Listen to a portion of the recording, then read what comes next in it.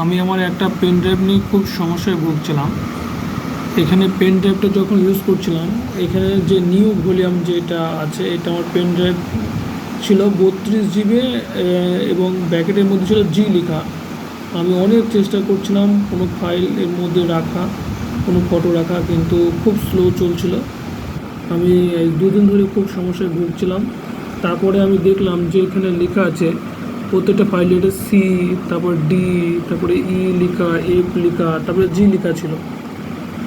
দিয়ে আমি খুব সমস্যায় ভুগছিলাম। আমি ফরম্যাট করেও হচ্ছিল না। তারপরে আমি এখানে এই নিচে সার্চ অপশনে গিয়ে এখানে সার্চ করি create and format hard disk partition. এটাই ক্লিক করার পর তারপরে আমার এরকম অপশন একটা আসে।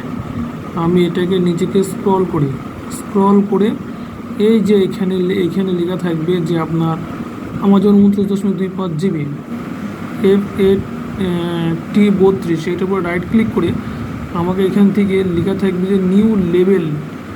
এই new level change level letter and path, এর উপরে এখানে লেখা ছিল নিউ লেভেল। এই নিউ লেভেলে গিয়ে আমাকে এই নিউ লেভেল এবং এইচ অপশন সিলেক্ট করে ওকে করলাম। আমি সব কিছু ঠিক হয়ে গেল।